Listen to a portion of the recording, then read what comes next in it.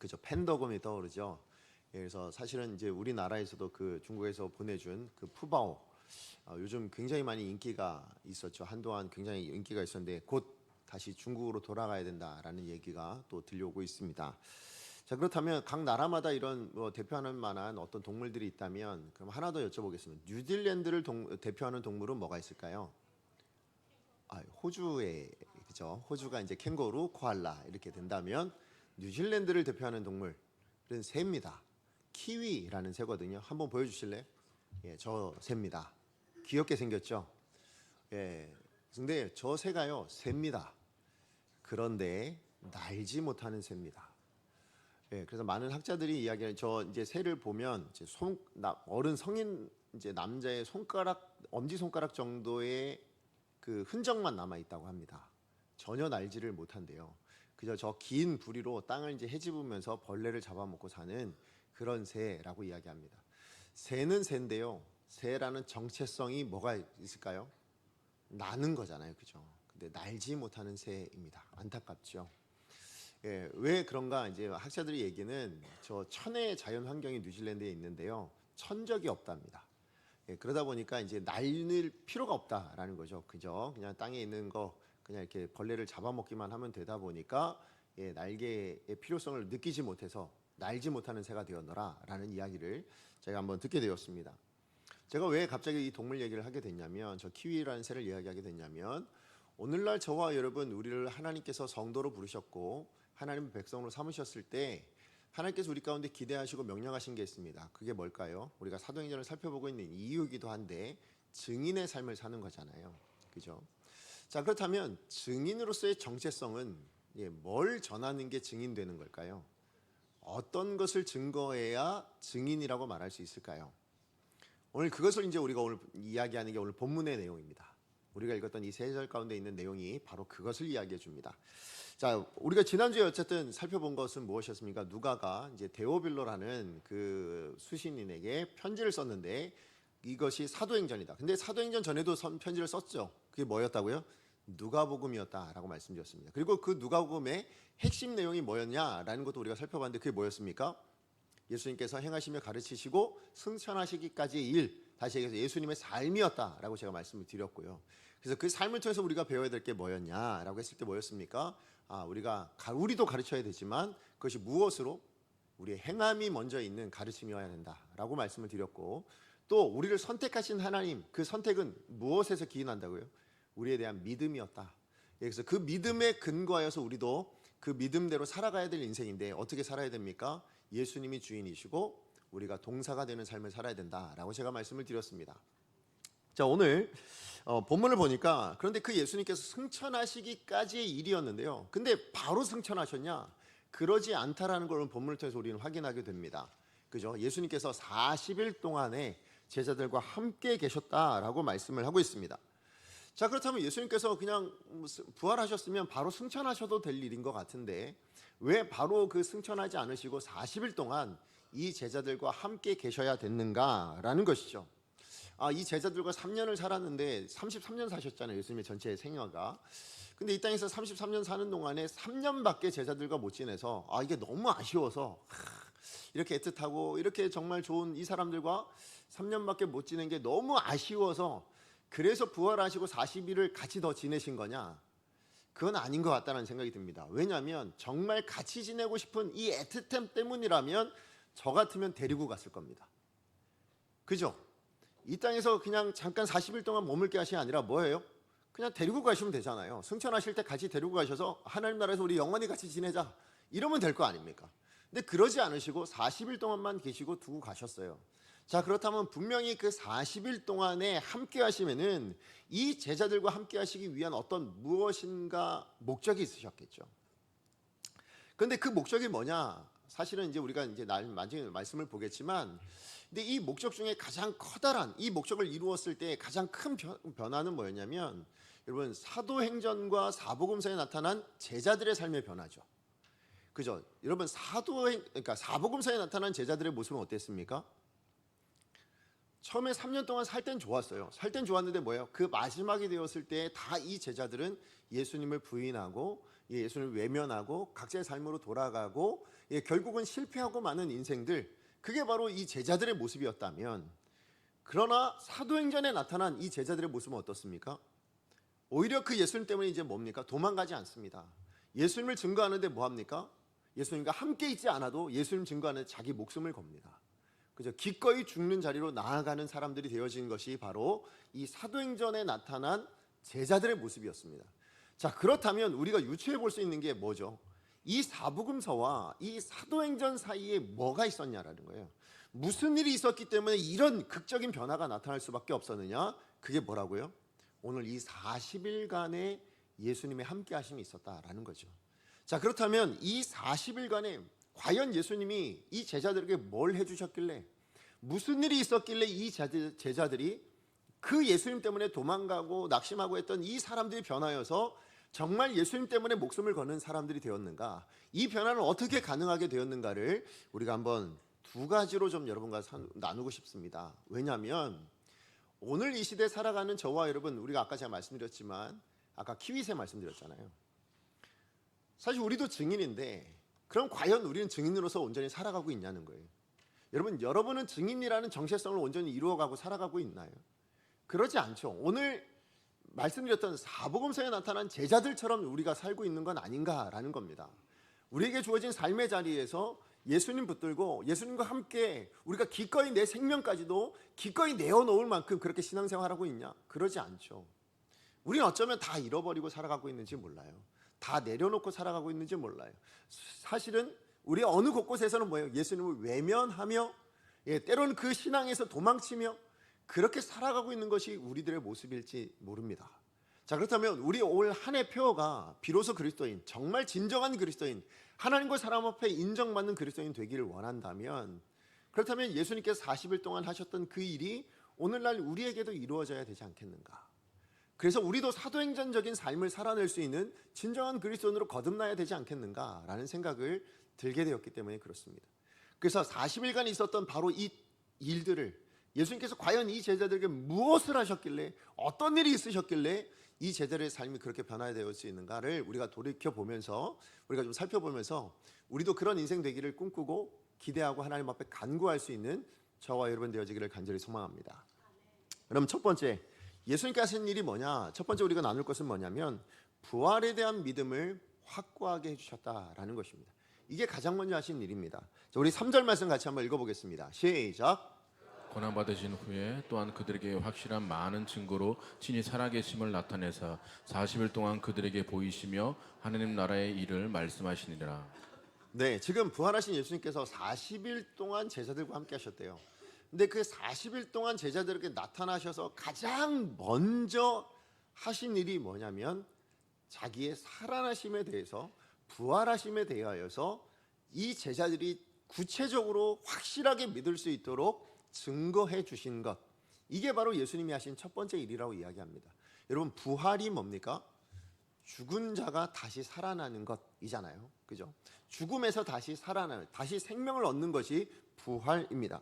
자, 그런데 이 부활이 우리가 살아가는 이 시대 안에, 아니 오고 오는 세대 가운데 이게 가능한 일일까요? 우리 경험적으로나 상식적으로 가능한 일입니까? 그러지 않죠. 한번 죽으면 끝. 우린 그렇게 생각을 합니다. 그러다 보니까 이 부활을 믿는 것이 쉽지가 않습니다. 사실 예수님과 함께 동행하며 같이 배웠던 이 제자들도 동일했습니다. 예수님이 정말 살아나셨음에도 불구하고 그것을 제대로 믿지 못했던 사람들이 바로 이 제자들이었다라는 것입니다. 자, 우리 누가복음 24장 25절 말씀 같이 한번 읽어보겠습니다. 시작. 이르시되 미련하고 선자들이 말한 모든 것을 마음에 더디 믿는 자들이여. 예, 여기 더디 믿는다라고 이야기하는, 왜 믿지 못하냐라는 이 책망은 예수님께서 언제 하신 거냐면 부활하신 이후에 엠마오로 낙심하여 내려가는 제자들에게 찾아오셔서 하신 말씀입니다. 왜 낙심하여 내려갔는가? 예수님 죽으셨다라는 사실 때문이에요. 부활하셨다는 걸 믿지 못해서, 그렇게 부활하신다라고 가르쳐 주셨음에도 불구하고 죽으셨다라는 그 사실만 바라보고 낙심하여 돌아간 겁니다. 왜요? 그건 있을 수 없는 일, 경험적으로 일어난 일이 아니니까 그냥 낙심하여 돌아갔다라는 것이죠. 자, 그리고 우리가 잘 아는 도마 제자 아시죠? 이 도마라는 제자는요, 실제로 이 제자 나머지 제자들이 예수님을 만났어요. 부활하신 예수님을. 그래서 증거합니다. 우리가 부활하신 예수님을 만났어라고 이야기했을 때 이 도마가 뭐라고 얘기했는가? 자, 우리 요한복음 20장 25절 말씀 같이 한번 읽어보겠습니다. 시작. 다른 제자들이 그에게 이르되 우리가 주를 보아노라 하니 도마가 이르되 내가 그의 손에 못자국을 보며 내 손가락을 그 못자국에 넣으며 내 손을 그 옆구리에 넣어보지 않고는 믿지 아니하겠노라 하니라. 아멘. 여러분, 도마의 이 반응이 오늘날 우리 시대의 보통 일반적인 반응 아닐까요? 그죠? 누가 살아났다 그러면 어떻게 하겠어요? 내 눈으로 보지 않고 못 믿겠다. 야, 하다못해 뭐 얼굴이라도 만져보고 뭘 해봐야 내가 믿겠다. 우리가 이렇게 반응을 할 거 아닙니까? 도마는 똑같은 반응을 하고 있는 겁니다. 자, 그러니까 이렇게 제자들이 믿지 못하고 있는 이 상황 때문에 오늘 예수님께서 오늘 이야기하고 있는 이 누가가 전하고 있는 3절 말씀에 예수님께서 어떻게 하셨는가를 우리 다시 한번 읽어볼까요? 뭐라고 얘기하고 있습니까? 그가 고난 받은 후에 누구예요? 그가 예수님이시잖아요. 또한 그들에게 확실한 많은 증거로, 보세요, 확실한 많은 증거로 친히 증거하시는데 며칠 동안이요? 40일 동안이나 그들에게 보이셨다고 얘기합니다. 얼마나 안 믿었으면, 그죠? 얼마나 믿지 못했으면 하루 갖고 안 된 거예요. 이틀 갖고 안 된 거예요. 예, 그렇게 함께 하시고 같이 먹으며 또 손을 보여주시고 옆구리를 보여주시며 40일 동안 함께 있어서 그들에게 믿도록 만들어 주신 것, 그게 부활이었노라 라고 얘기하고 있는 거예요. 자, 그렇다면 예수님께서 왜 이 제자들에게 나타나셔서 이 부활을 증거하셔야만 했을까요? 왜 예수님께서 40일 동안에 이 제자들에게 그 부활을 증거해요? 물론 믿지 못했으니까 그렇지만 그 믿음 없는 것을 그냥 내버려 두셔도 될 거 아닐까요? 왜 예수님은 이 믿지 못하는 제자들에게 굳이 이 부활에 대한 확신을 갖게 만드셨냐라는 것이죠. 왜 그랬을까요? 이 부활이야말로 예수님의 구세주 되심의 확실한 증거이기 때문에 그렇습니다. 이게 무슨 얘기냐면, 여러분, 우리가 예수님을 부를 때 흔히 뭐라고 불러요? 예수 그리스도라고 부릅니다. 여러분, 예수 그리스도라는 이것은 예수님의 이름의 풀네임이 아닙니다. 자, 이게 무슨 얘기냐면, 저의 이름은 뭐예요? 이가라는 성을 가지고 있는 호진이라는 이름을 가지고 있는 사람, 그래서 이호진이라고 부르죠. 예, 저의 이름은 그렇습니다. 예, 그런데 예수 그리스도라는 것은 예수님의 이름, 예수라는 이름이 있고 그 다음에 그리스도가 성이다, 이거 아니에요. 그죠? 자, 그러니까 이건 무슨 얘기냐면, 예수라는 이름은 이름이 맞아요. 그러니까 뭐냐면, 성자 하나님이 이 땅 가운데 오셨을 때에 사람들이 지어준, 하나님이 지어준 이름, 그게 바로 예수입니다. 자, 그런데 그리스도는 성이나 이름이 아니에요. 여러분, 그리스도라는 이 말은 뭐냐면 기름 부은 자, 구원자라는 뜻을 가지고 있는 메시아, 히브리어거든요. 이 메시아를 헬라어로 고쳤을 때, 번역했을 때 그리스도입니다. 자, 그러니까 우리가 예수 그리스도라는 이 말은요, 사실은 어떤 의미가 있냐면 예수님이 메시아이십니다. 예수님이 구원자이십니다. 이걸 고백하는 신앙 고백의 의미가 있습니다. 그래서 여러분, 우리가 잘 아는 베드로가 대표적인 신앙 고백을 이렇게 하죠. 마태복음 16장 16절인데 우리 같이 한번 읽어보겠습니다. 시작. 시몬 베드로가 대답하여 이르되 주는 그리스도시요 살아계신 하나님의 아들이시니이다. 네, 자, 그러니까 이 고백이에요. 다시 얘기하면 우리가 예수 그리스도 이렇게 말하잖아요. 그러면 뭘 하고 있는 거냐면 베드로처럼 예수님이 그리스도이십니다. 이 고백을, 이 신앙 고백을 우리가 하고 있는, 여기에 담겨져 있는 건 신앙 고백입니다. 자, 그러니까 예수님이란 그분, 사실 예수란 이름은 그 당시에 수많은 사람들이 가지고 있었어요. 그 수많은 사람들이 이름 가운데 예수라는 사람이 있는데, 그런데 그 예수 중에 어떤 이 예수가 누구냐? 그리스도이십니다. 메시아이십니다. 이걸 고백하는 게 바로 예수 그리스도이시거든요. 자, 그렇다면 이 예수님이 그리스도이십니다, 구원자이십니다 라는 증거가 어디 있냐는 거예요. 우리가 뭘 보고, 예수님의 생애 가운데, 그 33년의 생애 가운데 어떤 것을 보고 우리가 이 예수님이 진짜 그리스도네, 정말 이 예수님이 구세주 맞네 라는 증거가 어디 있냐는 거예요. 만약에 예수님이 가르치셨던 말씀 때문에 우리가 예수님을 구세주로 믿느냐? 그건 전부가 아닐 거예요. 왜요? 예수님의 가르침이 하나님 말씀을 가르쳤잖아요. 근데 그 말씀은 예수님만 가르친 게 아니에요. 그 당시에 랍비들이라면 누구라도 예수님처럼 말씀을 가르쳤어요. 하나님의 말씀을.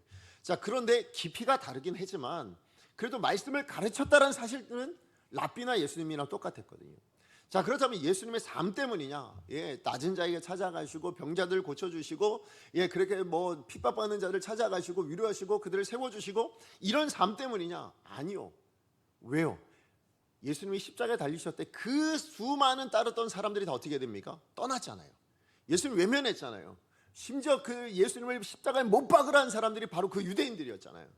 자, 그러고 보면 예수님이 행하셨던 그 삶의 열매로 말미암아 그분이 예수입니다. 정말 그리스도다. 이건 인정받는 게 아니다라는 것이죠. 자, 그렇다면 예수님이 십자가에 죽으심 때문이냐? 맞을까요? 그것도 아니에요. 왜냐하면 예수님이 십자가에 달려 죽으셨을 때 그 십자가에 죽은 사람이 예수님 한 분만 있는 게 아니거든요. 그 당시에 로마의 가장 극악한 처형 방법이 뭐였어요? 그게 십자가였어요. 그래서 수많은 사람들이 십자가에 달려 죽는 일들이 비일비재했었다라는 것입니다. 자, 그런데 그 중에 예수님도 십자가에 달려 죽으신 거예요. 자, 그렇다면 그러면 이 예수님의 생애 가운데 뭘 보고 그러면 우리는 예수님이 구세주이십니다, 예수님이 구원자이십니다 라고 그렇게 고백할 수 있느냐? 이 모든 생애도 중요하지만 가장 중요한 건 뭐라는 거예요? 다시 살아나심입니다. 이 부활이야말로 예수님이 우리를 위한 구세주 되심의 증거가 된다라는 것이죠. 자, 그러니까 오늘 본문에 나타난 이 제자들이 그들이 이전에 예수님을 도망갔어요. 십자가에 달려 죽으신 그 내용까지만 봤을 때는 이 제자들이 예수님을 외면하고 자기 삶의 자리로 돌아갔습니다. 그런데요, 예수님의 부활하심 이것이 확고하게 믿어졌을 때, 그 부활하신 예수님을 진짜 만나게 되어졌을 때, 그때 어떤 삶의 변화가 나타나요? 그 예수님이 구원자이심에 대한 확고한 증거가 되어졌고 그 증거에 목숨까지 거는 인생이 되었다라는 거죠. 자, 그러니까 우리가 증인되어진다, 예수님이 구세주 되어진다라는 것에 있어서는 뭐예요? 이 부활이 없었다면 불가능했다라는 겁니다. 다시 얘기하면 우리가 믿고 있는 이 복음은 부활이 없었다면 없는 이야기가 될 겁니다. 우리가 믿고 있는 이 기독교라는 이 기독교도요, 사실은 예수님의 부활이 없었다면 존재할 수 없는 것이라는 것이죠. 그렇기 때문에 이 제자들도요, 이 부활하심을 경험하고 그 부활하신 주님을 만나고 그 부활하신 주님의 확실한 증거들을 알게 되고 배우게 되었을 때, 그것을 깨닫게 되었을 때 그 이후에 제자들의 변화가 뭐냐? 이것이 우리의 사명이구나. 다시 얘기하면 이 부활을 증거하는 거야말로 우리들의 사명이다라고 생각을 하게 됩니다. 여러분, 사도행전 1장 22절 말씀 같이 한번 읽어보겠습니다. 시작. 사람 중에 하나님을 세워 우리와 더불어 예수께서 부활하심을 증언할 사람이 되게 하여야 하리라 하거늘. 네, 이것은 배경이 뭐냐면 이제 가룟 유다를 대신해서 12명의 제자를 채우기 위해서 한 사람의 제자를 짰을 때 나타난 이야기입니다. 자, 그런데 그 제자들 뽑을 때 뭐라고 얘기합니까? 그 제자됨이 뭐라고요? 우리와 더불어 예수께서 부활하심을 뭐 한다고요? 증언할 사람. 그게 제자요 사도다라고 지금 이야기를 하는 거예요. 그게 바로 우리가 해야 될 증인으로서의 책임이다라고 말씀하고 있다라는 것이죠. 그래서 이 부활을 증언해야 된다라는 이 사명에 제자들이 뭐 한 겁니까? 자기의 전 생애를 걸게 되었습니다. 그래서 이걸 증거할 때 어떻게 됩니까? 원형 경기장에 사자의 밥이 되기도 하고요, 참수형을 당하기도 하고요, 또 실제로 예수님처럼 십자가에 달리거나 거꾸로 달리기까지 하는 그런 일들을 다 감수하면서도 포기하지 않았던 게 뭐라고요? 부활의 사실이었습니다. 예수님이 부활하셨다라는 것을 한결같이 그들은 증거하고 외쳤다라는 것이죠. 왜 그랬을까요? 진짜 부활하신 예수님을 만났거든요. 진짜 부활하신 예수님의 그 확실한 증거를 그들이 보고 경험했기 때문이다라는 것이죠. 그렇기 때문에 이 제자들이 이전에는 선생님이었던, 그냥 우리의 스승이었던 그런 예수님이 이제는 구주라고 고백하는, 그래서 예수님을 구세주로 믿고 따르는 그런 일이 나타난 겁니다. 다시 얘기하면 그 예수님이야말로 이 땅 가운데 하나님이 보내신 구원자이시며 성자 하나님이시다. 이걸 고백하고 믿게 된 것은 예수님의 부활에 있었다라는 것입니다. 그리고 그 부활의 소식이 전해진 곳 위에 뭐가 세워진 겁니까? 우리 교회가 세워지게 된 것입니다. 그래서 누가가 이 교회 시작을 알려주는 이 사도행전의 첫머리에 다시 한번 이 부활에 대한 소식을 다시 한번 강조하고 있는 이유가 바로 여기에 있다라는 것이죠. 그러므로 오늘 저와 여러분, 우리가 이 땅을 살아가는 동안에 정말 사도행전적인 삶을 살아내는 그런 그리스도인으로서의 삶의 변화들을 우리가 정말 기대하고 원하신다면 우리가 반드시 기억해야 될 것은 무엇인가? 우리가 반드시 회복해야 될 것은 무엇인가? 바로 그 예수님이 그리스도이십니다. 근데 그 그리스도이십니다 라는 것이 무엇을 근거로 해야 되는가? 그 예수님이 그 사망의 권세를 깨뜨리시고 다시 살아나셨습니다. 이 부활을 믿는 것으로 가능하다라는 거예요. 이걸 우리가 확실하게 믿지 않고서는 불가능한 삶이다라는 것입니다. 다시 한번 말씀드려요. 참된 교회를 이루는 성도됨의 비결은 어디 있는가? 이 부활의 능력을, 이 부활의 예수님을 실제로 우리가 만날 때, 그 부활하신 주님을 우리가 믿고 신뢰할 때 비로소 가능하게 됩니다. 그래서 이 예수님의 죽으심과 부활이 기독교의 핵심이에요. 그래서 우리도 예배 드릴 때마다 날마다 고백하고 있는 내용이 뭡니까? 우리 사도신경을 외울 때마다 하는 고백이 있죠. 우리 늘 그렇게 고백합니다. 뭐라고 합니까? 본디오 빌라도에게 고난을 받으사. 이걸로 끝나지 않죠. 십자가를 못 박혀 죽으셨습니다. 여기서 끝이 아닙니다. 뭐라고 합니까? 장사한 지 사흘 만에 죽은 자 가운데서 다시 살아나셨습니다. 예, 맞아요. 그런 의미에서 여러분, 예수님은 부활하셨습니다. 이 말이 그저 추상적인 어떤 의미로 다가오지 않기를 원합니다. 여러분, 정말 여러분은 예수님이 죽으셨다 살아나셨음을 믿으십니까? 정말 예수님이 부활하셨음을 여러분 정말로 신뢰하십니까?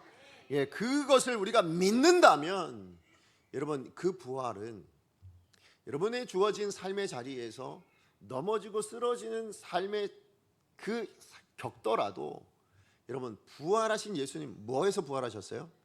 죽음에서 부활하셨잖아요. 죽음보다 더 큰 문제가 우리 가운데 있습니까? 없습니다. 죽음은 무엇으로도 해결될 수 없는 문제입니다. 근데 그 죽음을 해결하신 것이 예수님의 부활이시라면 그 부활의 능력이 우리 가운데 어떤 문제를 해결하지 못할까요? 그런데 우리는 우리에게 당면한 문제들 때문에 뭐합니까? 증인된 삶을 포기합니다. 그리스도인 된 삶을 내려놓을 때가 많습니다. 예수 그리스도를 외면할 때가 많습니다. 이유는 뭐예요? 부활의 능력을 우리가 추상적으로만, 개념적으로만 이해하고 그랬었지로 받아들이고 있기 때문에 문제라는 거예요. 그러므로 우리 다시 한번 회복하셔야 됩니다. 예수님은 부활하셨습니다. 여러분 믿으십니까? 그 부활의 능력이 오늘 저와 여러분 우리를 위하여 행하신 일이심을 여러분 반드시 기억하시면서, 그래서 오늘도 말씀을 통해서 우리 가운데 뭘 다시 한번 회복하기를 원하실까요? 예수님 오늘도 우리 가운데 오셔서 확실한 증거로 말씀하고 계시는 거예요. 뭐라고요? 부활했다고. 나 너희의 모든 문제를 해결하기 위해서 내가 부활했다고. 그렇게 우리 가운데 말씀하고 계심을 여러분 받으시면서 여러분 이것을 다시 한번 확고하게 믿는 저와 여러분 되어지기를 간절히 소망합니다. 자, 그런가 하면 예수님께서 제자들과 함께 40일 계시면서 하신 일 두 번째는 뭔가? 예, 하나님의 나라를 확고하게 가르치셨다라는 것입니다. 우리 3절 말씀 다시 한번 읽어보겠습니다. 시작. 그러나 받으신 후에 또한 그들에게 확실한 많은 증거로 친히 살아계심을 나타내사 40일 동안 그들에게 보이시며 하나님 나라의 일을 말씀하시니라. 네, 자 보세요. 예수님께서 살아나셨습니다. 부활하셨습니다. 이거는 가르치는 게 아니죠. 증거하신 겁니다. 그냥 구체적으로 보여주신 겁니다. 자, 그런데 그것을 보여주셔서 이제 믿게 만들었어요. 아, 예수님이 진짜 구주이시구나. 이걸 믿게 만든 다음에 한 일은 딱 하나밖에 없는 거예요. 그 믿게 한 제자들에게 예수님께서 하신 일, 그 40일 동안에 하신 일은 딱 하나밖에 없습니다. 그게 뭡니까? 하나님의 나라를 가르치신 겁니다. 그죠? 하나님의 나라의 일을 말씀하여 주시는 것, 이게 예수님께서 제자들에게 부활하신 이후에 하신 유일한 한 가지다라는 것입니다. 사실 왜 이걸 하셨냐면 그 당시에 수많은 유대인들이요, 하나님의 나라에 대한 개념은 알고 있었어요. 근데 그 나라에 대한 개념을 오해하고 있었다라는 겁니다. 어떻게 오해했을까요? 이 땅 가운데 실제적으로 정치적으로나 군사적으로 세상적인 나라로 이해를 하고 있었습니다. 그러니까 예수님께서 하나님의 나라라고 이야기했을 때 이 유대인들이 뭘 기대했냐면, 야, 저분이라면 정말로 우리가 이 로마의 식민지 그리고 수많은 세월 동안에 우리 나라를 잃어버리고 살아가고 있었는데 이 나라가 다시 한번 회복되어지겠구나. 정말 이 세상 가운데 우리 이스라엘이라는 이 나라를 다시 한번 새롭게 세워서 정말 군사적으로나 정치적으로나 탁월한, 세상 그 어떤 나라보다 탁월한 나라를 만들어 주겠구나라는 기대가 있었어요. 왜요? 예수님 정도의 능력이라면 가능할 거라 생각했거든요. 예수님 보여주신 그 수많은 기적들을 보면 야, 이분이야말로 진짜 그 성경이 이야기했던 바로 그 메시아 맞다라고 생각을 했어요. 자, 그런데 예수님의 생애 전체를 보니까 뭐예요? 결국 십자가에 달려 죽는 그 과정까지를 보면서 이 유대인들이 포기하게 된 겁니다. 뭐요? 이 예수님이 이야기한 하나님의 나라는 우리가 생각했던 나라가 아닌 거예요. 그러니까 그 예수님이 이야기하는 걸로 우리의 생각을 바꿔야지가 아니라 뭘로 바뀐 겁니까? 저분이 틀렸어로 바뀐 거예요. 그래서 이 유대인들이 어떻게 합니까? 예수님을 빌라도에게 고발을 하잖아요. 자, 그랬을 때 이 빌라도도 똑같은 이유를 가지고 예수님께 묻습니다. 뭐라고 묻냐면 네가 유대인의 왕이 맞냐라고 묻어요. 자, 그랬을 때 예수님께서 제자들에게 한결같이 가르치셨던 그 대답을 다시 한번 해주시거든요. 자, 우리 요한복음 18장 36절 말씀 같이 한번 읽어보도록 하겠습니다. 시작. 예수께서 대답하시되 내 나라는 이 세상에 속한 것이 아니니라. 만일 내 나라가 이 세상에 속한 것이었더라면 내 종들이 싸워 나로 유대인들에게 넘겨지지 않게 하였으리라. 이제 내 나라는 여기에 속한 것이 아니니라. 예, 예수님께서 계속 반복해서 하신 얘기가 뭡니까? 내 나라는 이 세상에 속한 나라가 아니야 라는 겁니다. 자, 그러니까 이 하나님 나라라고 하실 때 그 예수님이 가르쳐 주신 하나님의 나라는 이 땅 가운데 영토를 가지고 군사를 가지고 주민을 우리 백성들을 가지고 그다음 주권을 가지고 그런 우리가 알고 있는 그런 나라가 아니고요. 그러니까 유대인들은 뭐 한 거예요? 헛된 환상을 가지고 있었다라는 것을 다시 한번 깨닫게 해주고 계셨다라는 거죠. 자, 그렇다면 하나님의 나라는 어떤 나라일까요? 하나님의 나라, 저 하늘나라, 천국, 이렇게 이야기하면 우리는 마치 하나님의 나라는 저 죽어서만 누릴 수 있는 나라, 죽어서만 갈 수 있는 나라로 오해하기가 쉽습니다. 근데 예수님께서 가르쳐 주신 하나님의 나라는요, 죽어야만 갈 수 있는 나라, 죽어야만 누릴 수 있는 나라라고 가르쳐 주신 적이 없습니다. 자, 예수님께서 이 땅 가운데 오셨을 때 가장 중요한 목적이 뭐였냐면 바로 이 하나님의 나라를 전파하는 거였거든요. 그래서 예수님이 공생을 시작할 때 최초로 하신 명령이 뭐였을까요? 자, 우리 마가복음 1장 15절 말씀 같이 한번 읽어보겠습니다. 시작. 이르시되 때가 찼고 하나님의 나라가 가까웠으니 회개하고 복음을 믿으라 하시더라. 예, 최초의 메시지도 뭐였습니까? 하나님의 나라였습니다. 근데 여기서 한번 우리가 생각할 건 뭐냐면 하나님의 나라는 저 하늘나라에 있다라고 말씀하고 계시지 않죠. 지금 뭐라고 말씀하셨습니까? 처음 외치신 말씀도 그 하나님의 나라가 가까이 왔다예요. 다시 얘기하면 그 하나님의 나라가 너희들 생각엔 하늘에 있는 줄 알지만 아니, 너희를 위하여 지금 이곳에 임했다라고 말씀하고 있는 겁니다. 지금 그 하나님의 나라가 지금 우리에게 다가오고 있다, 가까이 왔다, 그렇게 말씀하고 있다라는 것이죠. 그리고 이 가르침은 여기서 끝나지 않아요. 여러분, 예수님께서 가르쳐 주신 기도 있잖아요. 그걸 우리는 뭐라고 부릅니까? 주기도문. 거기에도 이 하나님의 나라에 대한 가르침이 나옵니다. 우리 마태복음 6장 9절에 10절 말씀 같이 한번 읽어보겠습니다. 시작. 그러므로 너희는 이렇게 기도하라. 하늘에 계신 우리 아버지여, 이름이 거룩히 여김을 받으시오며 나라가 임하옵시며 뜻이 하늘에서 이루어진 것 같이 땅에서도 이루어지이다. 아멘. 여러분, 여기도 뭐라고 가르치십니까? 나라가 임하옵시오며. 다시 얘기하면 이건 무슨 얘기예요? 기도해라라는 겁니다. 뭐라고요? 하나님의 나라가 우리더러 하나님의 나라로 갈 수 있게 해주세요 라고 기도할 것이 아니라 뭐라고요? 지금 우리가 살아가고 있는 이 시대 안에 너희의 삶 안에 하나님의 나라가 임할 수 있도록 기도하라라고 가르치신 거예요. 자, 그러니까 이 하나님의 나라는 단순히 우리가 죽어야만 저 천국에 가야만 누릴 수 있는 나라가 아니다라는 분명한 가르침을 주고 계신 겁니다. 그 하나님의 나라는 이 땅 가운데서도 우리가 살아가는 삶 안에서도 우리의 기도의 목표도 뭐여야 된다고요? 하나님의 나라가 임하는 것, 그것을 구하라라고 말씀하고 계셨다라는 것이죠. 자, 그렇다면 어떻게 하면 우리가 하나님의 나라를 누릴까요?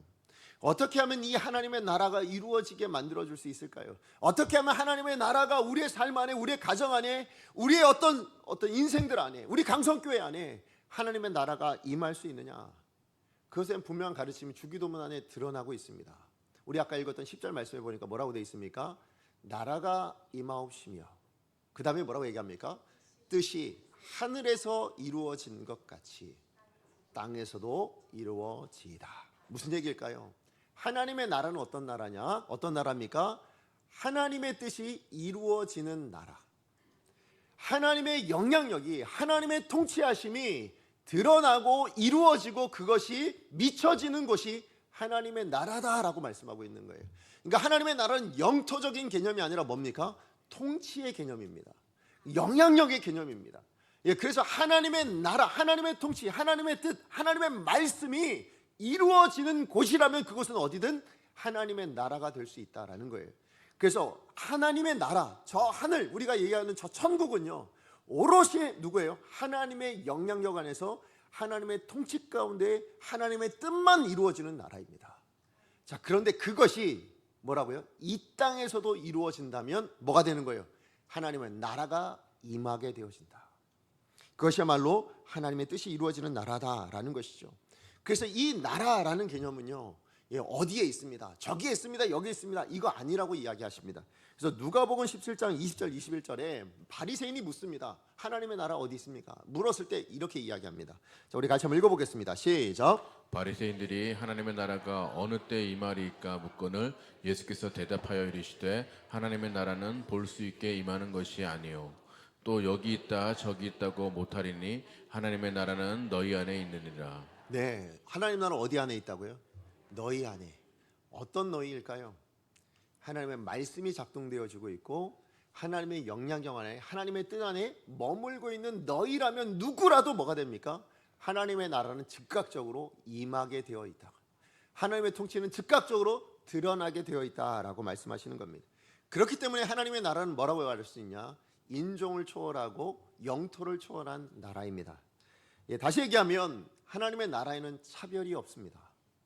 그죠? 하나님의 나라는 차별이 없습니다. 남녀노소를 불문하고요, 인종을 불문하고요, 빈부귀천을 따지지 않습니다. 하나님의 나라 안에서는 누구라도 형제요 자매일 수 있습니다.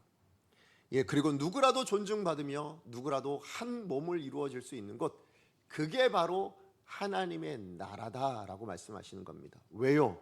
우리 육체적인 것이라면, 이 세상적인 것이라면 차별이 나타나고 다름이 나타나겠지만, 구별이 나타나겠지만 하나님의 나라는 그런 나라가 아니라서, 예, 하나님의 뜻이 있는 곳이라면 누구나 누려질 수 있는 나라이기 때문에, 그래서 우리는 다 차별 없는 하나님의 나라를 누릴 수 있다라는 것이죠. 그리고 그 하나님의 나라가 이루어지면 뭐가 되어지는 거예요? 하나님의 통치하심, 하나님의 그 영향력, 다시 얘기하면 하나님이 베풀어 주시는 능력과 은혜가 누려질 수 있는 인생이 된다. 그것을 말씀해 주고 있다라는 것이죠. 그렇다면 그 하나님의 나라를 우리가 어떻게 이룰 수 있다고요? 구체적으로 말씀드린다면 순종하면 되는 겁니다. 무엇을 순종하시면 됩니까? 하나님의 뜻에 순종하시는 겁니다. 하나님 말씀에 순종하시는 겁니다. 그때 하나님의 나라가 임할 것이요, 그 하나님의 나라의 백성은 누가 지키실까요? 하나님이 지키시는 겁니다. 그래서 제자들에게 가장 먼저, 그리고 가장 중요하게 가르치신 게 뭐라고요? 하나님의 나라였던 거예요. 부활의 증인되는 거 당연하지. 그런데 그 당연한 것을 너희가 이 땅 가운데 실천할 때에 뭐예요? 세상 나라로부터 고난당하고 핍박당할 건 분명하잖아요. 근데 그 삶 안에서 우리가 평안함을 얻고 우리가 세상과 다름을 드러낼 수 있는 하나님의 백성으로서의 은혜를 누리며 살아갈 수 있는 방법은 뭐밖에 없어요? 내가 이 세상 시민이 아니고 이 세상 백성이 아니고 누구의 백성이라고요? 하나님 나라의 백성이 되어지고, 그것이 만약에 하늘에서 누려질 것이라면 우린 불가능하잖아요. 죽지 않은 것은 불가능하잖아요. 그래서 하나님께서 뭐 하신 거예요? 이 땅에 언제라도 누려질 수 있는 통치하시는 하나님의 은혜의 자리라면 어디 곳에서든 이 나라를 누릴 수 있도록 하나님께서 허락해 주셨다. 이걸 예수님께서 가르쳐주고 계신다라는 것입니다. 그러므로 우리가 증인이라는 정체성이요, 우리가 정말 이 땅을 살아가는데 그리스도인이라는 이 정체성을 온전히 지켜내기 위해서는 우린 반드시 이 두 가지가 필요하다라는 거예요. 그래서 예수님께서 40일이라는 기간 동안에 제자들에게 가르치신 겁니다. 무엇이 필요하다고요? 부활에 대한 확실한 믿음, 그리고 그 부활에 대한 믿음을 가지고 증거할 때 뭐예요? 하나님의 나라의 백성으로서 하나님의 나라가 이루어지게 하는 것, 그것이야말로 하나님의 백성다운 정체성을 잃어버리지 않는 방법이다 라고 말씀해 주고 있다라는 것입니다. 말씀의 결론을 맺습니다. 부활하신 예수님께서요 40일 동안 제자들에게 하신 일은 딱 두 가지였습니다. 부활을 확실하게 믿을 수 있도록 증거해 주신 것, 그리고 그 다음에 뭐예요? 하나님의 나라를 확실하게 가르쳐 주셨습니다. 우리의 개념이 아니라 하나님 아버지의 마음으로 알려주신 하나님의 나라, 그것은 영토가 아니라 뭐라고요? 순종함으로 말미암은 통치다. 하나님의 영향력이다. 그 안에 있을 때 하나님이 우리를 지키시고 보호하시며 우리를 함께 인도해 가신다. 이것을 우리 가운데 알려주고 계신 거죠. 자, 그런데 이 두 가지 진리를 알려주신 다음에 이 제자들에게 그 다음에 이제 하신 게 뭐냐면 명령을 내리세요. 무슨 명령을 내리셨을까요? 우리 흔히 생각하기에는 사도행전 1장 8절을 명령하신 걸로 생각하지만 아닙니다. 여러분, 가장 첫 번째 명령은 우리가 읽었던 4절에서 5절까지의 내용입니다. 우리 같이 한번 읽어보도록 하겠습니다. 시작. 사도와 함께 모이사 그들에게 분부하여 이르시되 예루살렘을 떠나지 말고 내게서 들은 바 아버지께서 약속하신 것을 기다리라. 요한은 물로 세례를 베풀었으나 너희는 몇 날이 못되어 성령으로 세례를 받으리라 하시느니라. 첫 번째 명령이 뭐였습니까? 기다리라라는 말로 들리지만 아니요. 가장 첫 번째 명령은 뭐냐면 예루살렘을 떠나지 말라입니다. 근데 여러분 한번 생각해 보세요. 제자들에게 예루살렘은 어떤 장소였을까요? 사실 제자들에게 예루살렘은 실패의 자리죠. 그죠? 예루살렘에서 뭐예요? 예수님을 십자가에 내어주는데 팔고 도망가고 결국 자기 삶의 자리로 돌아갈 수밖에 없었던 그 모든 실패의 자리, 비참한 자리, 정말 굴욕의 자리, 그 자리가 바로 예루살렘이거든요. 근데 예수님께서는요 지금 바로 그 자리를 떠나지 말라라고 말씀하세요. 왜 그러셨을까요? 여러분, 오늘 우리가 말씀하셨던 예수님께서 우리가 증인됨의 두 가지 정체성이 뭐라고요? 부활, 그리고 하나님의 나라. 자, 그렇다면 이 부활의 증인됨은 어디서부터 시작해야 된다는 겁니까? 우리가 실패했던 자리, 우리가 넘어졌던 자리, 우리가 정말로 고생하고 우리가 정말로 아무것도 아니라고 느껴지는 그 좌절의 자리, 거기에서부터 부활의 신앙은 시작돼야 된다는 겁니다. 그리고 하나님의 나라가 거기에 이루어져야 된다라고 말씀하고 있는 겁니다. 여러분, 사도행전 1장 8절에 보면 그런 말씀하시죠. 너희는 예루살렘과 온 유대와 사마리아와 땅끝까지 이르러 내 증인이 되라 라고 말씀하시죠. 여러분, 땅끝이 어디일까요? 여러분이 생각하는 땅끝은 어디입니까? 지구는 둥굽니다. 자, 그러면 시작하는 그 자리가 끝이 되겠죠. 그죠? 그러고 보면 결국 우리가 돌아와 서야 될 자리는 어디냐? 내가 실패했던 바로 그 자리. 그것이 여러분의 가정이시라면, 그것이 여러분의 어떤 직장이거나 여러분의 삶의 어느 자리가 되셨든, 여러분이 지금 실패하여 낙심하여 여러분 증인됨에, 그리스도인됨에 정체성을 잃어버린 바로 그 자리, 그 자리가 여러분에게 예루살렘일 거고 그 자리가 또한 여러분에게 땅끝이 될 수 있다 라고 말씀하시는 겁니다. 거기에서 뭐 하셔야 돼요? 증인으로서의 삶을 살아가셔야 돼요. 무엇의 증인이요? 부활의 증인이 되셔야 됩니다. 하나님의 나라가 이루어져야 되는데 바로 그곳에서 이루어져야 된다라고 말씀하시는 거예요. 하나님은 여러분의 인생에 관심이 없는 분이 아니십니다. 여러분의 삶의 자리에 관심이 없는 분이 아니라 바로 그 삶의 자리에서부터 그리스도인으로 살아내길 원하고 계세요. 참된 증인의 삶을 살아내기를 원하고 계십니다.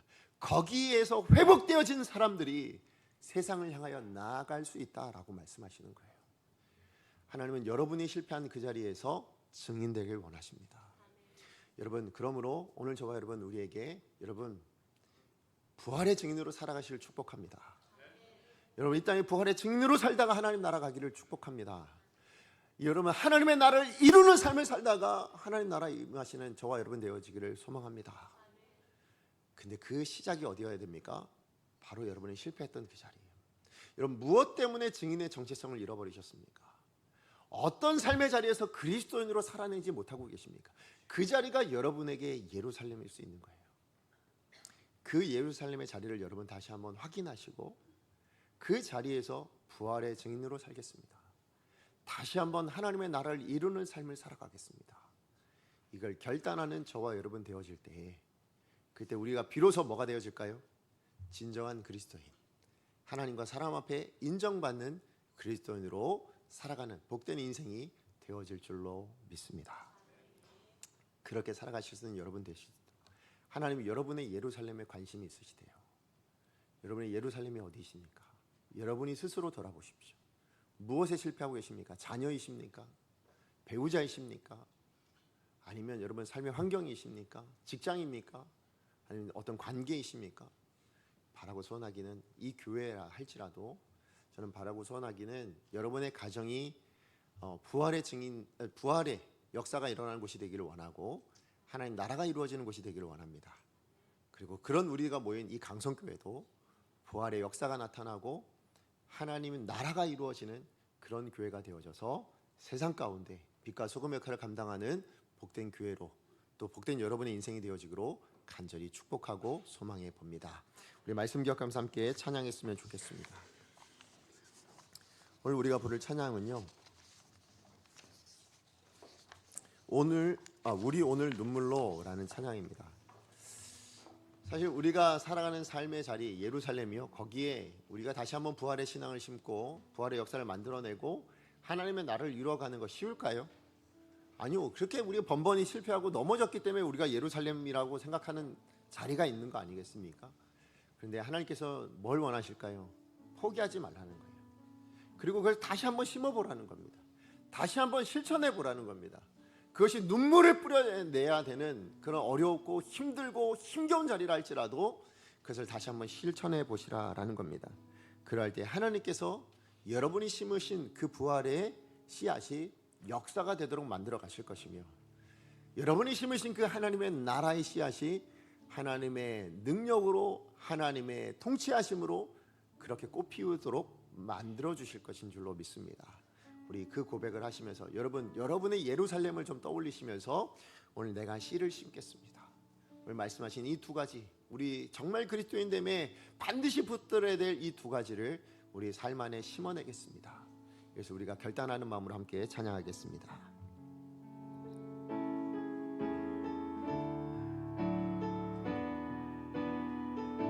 우리 오늘 눈물로, 우리 오늘 눈물로 하늘에 씨앗을 심는다.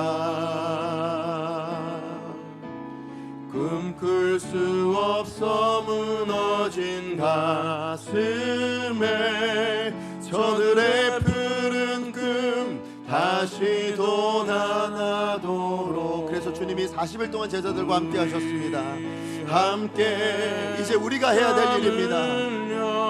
소망의 길을 만든다. 내일로 가는 길을 찾지 못했던 저들 노래하며 달려갈 그 길, 그날에 우리 보리라. 새벽 이슬 같은 저들 일어나. 뜨거운 가슴 사랑의 손으로 이 땅 치유하며 행진할 때, 오래 황폐하였던 이 땅 어디 서나 순결한 꽃들 피어나고 푸른 의의 나무가 가득한 세상, 우리 함께 그날에 우리 보겠습니다. 우리 그 사모하면서 그날에 우리 보리라. 부활의 역사를 증거하는 하나님의 사람들 같은 저들 일어나. 뜨거운 가슴 사랑의 손으로 이 땅 치유하며 행진할 때, 우리 실패했던 그 예루살렘 안에서도 오래 왕패 하였던 이 땅 어디서나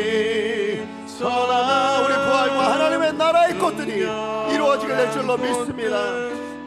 피어나고 푸른 의에 나무가 가득한 세상 우리 함께 보리라.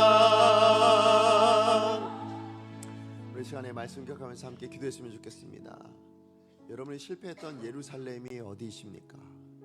여러분, 우리 그리스도인의 삶의 모습들을 잃어버렸던 예루살렘의 자리는 어디입니까? 그곳에 다시 한번 주님이 말씀하시기는 부활의 씨앗을 심으라고, 하나님의 나라를 위하여 기도하라고 말씀하고 계신 줄로 믿습니다.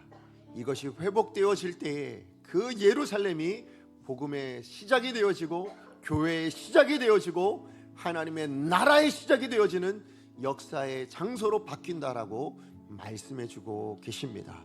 우리의 인생이 사복음서에 나타난 제자들의 인생이 아니라 사도행전에 나타난 사도행전적 삶을 살아내는 하나님의 백성들로 바뀐다라고 말씀해주고 계십니다. 여러분, 여러분의 어느 자리에서 잃어버리셨습니까? 무엇 때문에 놓치셨습니까? 무엇 때문에 예수님을 외면하십니까?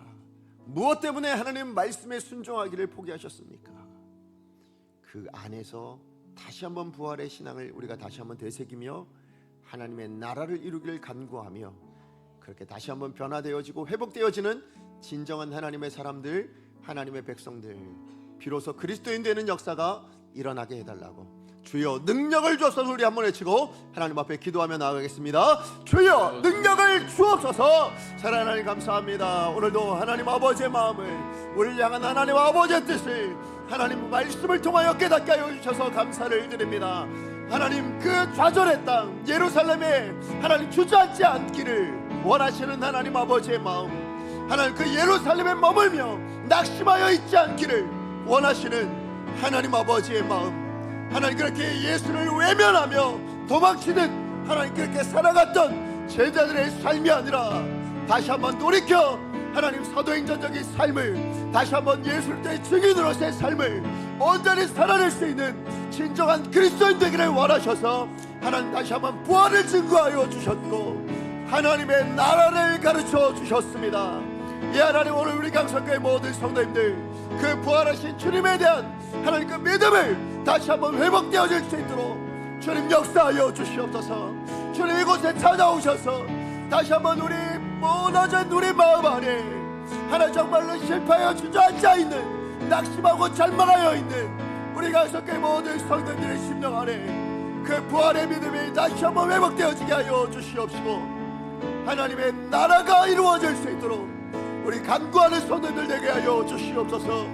하나님의 통치하심이, 하나님의 역사하심이, 하나님의 영향력들이 하나님 우리의 가정 가운데, 하나님 우리의 자녀들과 우리의 배우자들 가운데, 하나님 우리 삶의 도전 가운데 다시 한번 드러나기를 사모합니다. 다시 한번 드러나기를 간구합니다. 하나님 이루어지게 하여 주시옵소서. 하나님 우리 강성교회 모든 성도들 다시 한번 하나님의 사람으로 비로소 그리스도인으로서의 삶을 온전히 살아낼 수 있도록 회복되어지게 하여 주시옵시고 그 성도들이 모인 우리 강성교회가 부활의 역사를 경험하고 하나님의 나라가 이루어지는 복된 교회가 되어질 수 있도록 주님 축복하여 주시옵소서. 오래 황폐하였을지라도 하나님 우리가 다시 한번 눈물로 씨를 뿌리기를 결단하고 우리가 구체적으로 순종하여 살아간다면 우리 반드시 한번 하나님께서 회복케 하시는 복된 그 열매와 그 아름다운 것들이 일어나게 될 줄로 믿습니다. 그런 아름다운 삶을 살아낼 수 있는 귀한 성도들 되어질 수 있도록 주님 축복하여 주시옵소서. 사랑하는 하나님 감사합니다. 우리가 하나님의 사람으로 부름받고 하나님의 백성이 되었지만 정작 우리가 살아가는 삶의 자리에서는 제자들처럼 예루살렘처럼 낙심하고 좌절하고 실패하고 넘어지고 심지어는 때론 예수님을 외면하기까지 하는 하나님의 말씀에 불순종하여 살아갔던 우리들의 모습이 있음을 정직하게 고백합니다. 그런데 그런 하나님 주께서는 그런 우리를 외면하지 않으시고 다시 한번 말씀을 통해서 새롭게 해주시길 원하시는 하나님 아버지의 마음을 알게 해주셔서 감사를 드립니다. 그리고 그 시작이 부활하신 예수님에 대한 확고한 믿음을 우리에게 다시 한번 되새기라고 말씀해 주셔서 감사합니다. 오늘 우리 강성교회 모든 성도님들에게 주님 찾아오셔서 그 부활하신 예수님의 확고한 믿음을 다시 한번 새롭게 하여 주시옵소서. 그리고 그 부활하신 예수님에 대한 믿음을 가지고 하나님의 나라를 이루어내기로 간구하며 하나님의 나라를 이루어가기 위하여 구체적으로 말씀에 순종하기로 결단하는 이 시간 될 수 있도록 주님 축복하여 주시옵소서.